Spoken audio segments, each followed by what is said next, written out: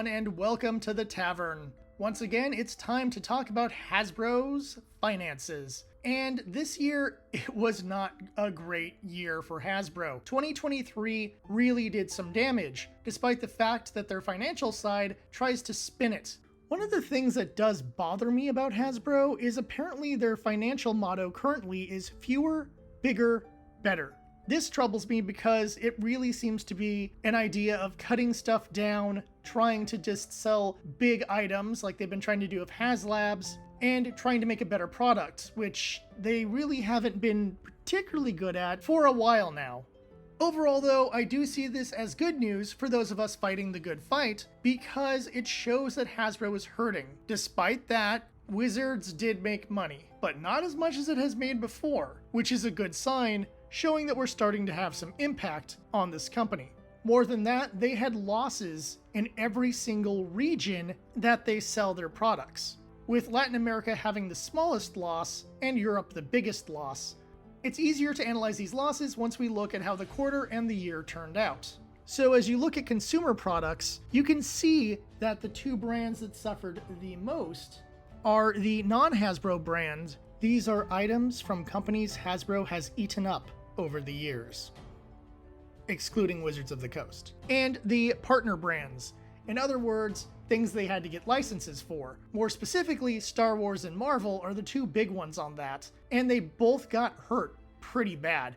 It goes to show that the Marvel and Star Wars toys are not selling because Marvel and Star Wars are no longer popular. And for those who are anti-Disney, this is good news because it goes to show that the consumer revolt against Disney is working. Now, the one thing I do want to talk about here is that their franchise brands, while it did have a loss, isn't as big of a loss as some of the other losses. And this is due to the fact that they said they had growth in 3 of their major toy brands: Transformers, G.I. Joe, and Furbies. As we saw with the Mattel report, 2023 was a good year for toys at Christmas. Now, WotC tells a different story. The tabletop numbers are about the same, which means there was no growth between years. While this might not be encouraging, bear in mind the holiday season does mean people do buy a little bit more, and it wouldn't be surprising if a few people got some of the new books for Christmas this year.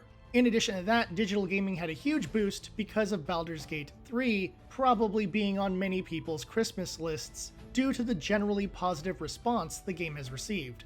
However, if you look at the Magic the Gathering side of things, we do have a very minor decline.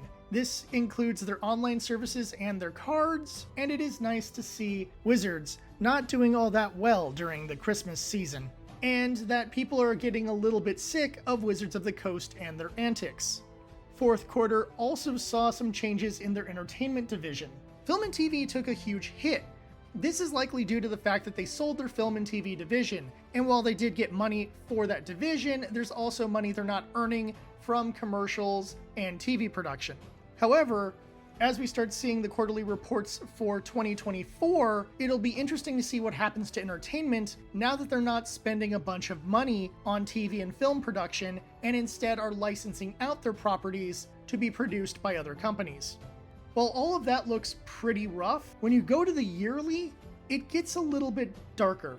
When it comes to consumer products, we have a very similar story to what we have for the quarterly, with partner brands and non-Hasbro products taking the biggest hits. But you can see that over the year, the franchise brands didn't have that large of a loss.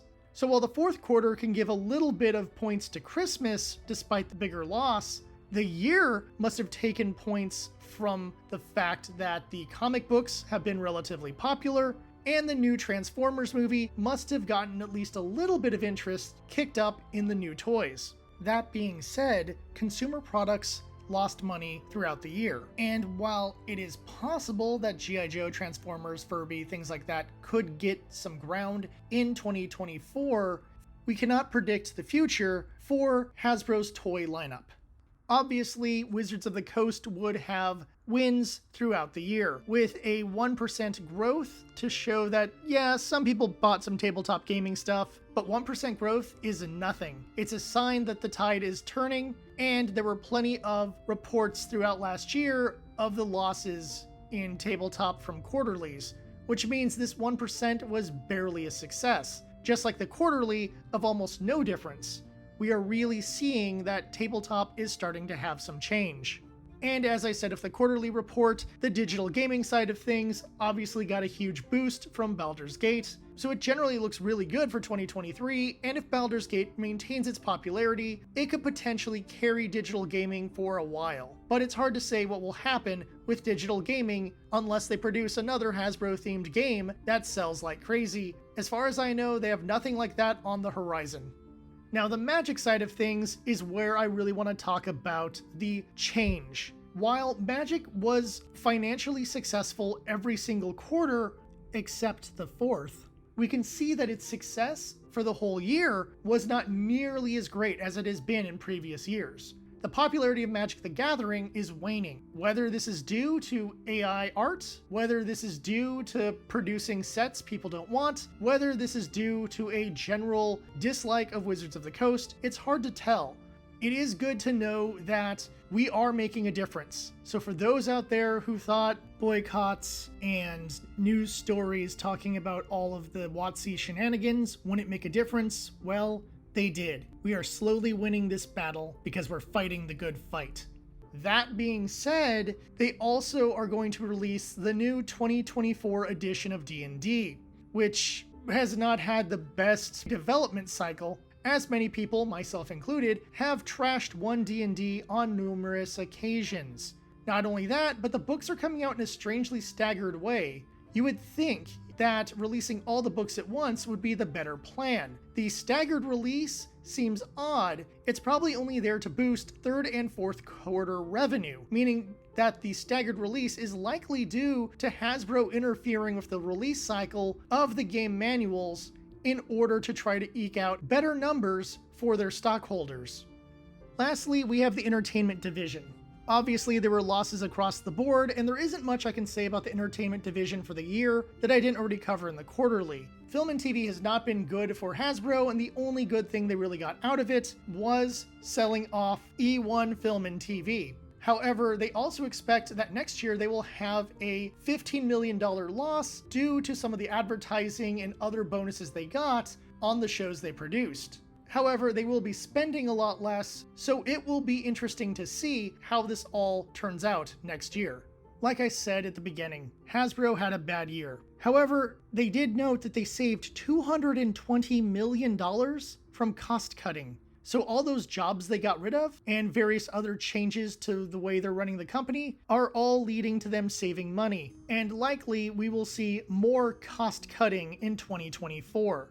However, they did brag about reducing their stock of inventory by half. Whether this means they actually sold a bunch of product or just shipped it to various discount stores and what have you, it's hard to say, but it does look like they are sticking to their plan of reducing their amount of inventory and possibly even closing down warehouses so they don't have to store as much product. However, when it comes down to it, there were plenty of excuses as to why there were problems with this year's finances. Whether it was things like the actor and writer strikes affecting the entertainment division, or the changes in the economy affecting their overall business strategy, they always had some sort of excuse for 2023, because the last thing they want is a bunch of stockholders to turn away from the company. I also would like to say that they did imply that 2024 will not be a great year for Hasbro, but it won't be as bad as 2023, meaning they're trying to find a way to balance the checkbook, despite the fact that they feel that next year will have less sales from WotC, more costs coming out of the consumer products division as they're changing that business model, and a little bit of growth in their overall debt, bringing it to $1 billion. It is likely that Hasbro will be losing more money, and with all the money they lose, they will be cutting jobs. And again, it's never the jobs you want cut. It's never the executives making bad decisions, or the people who've decided to design inferior products. It's always going to be the lowest tier people, or experienced art staff that they will then replace with a less expensive, inexperienced artist. This year's financial report, compared to Mattel's, tells a very interesting story.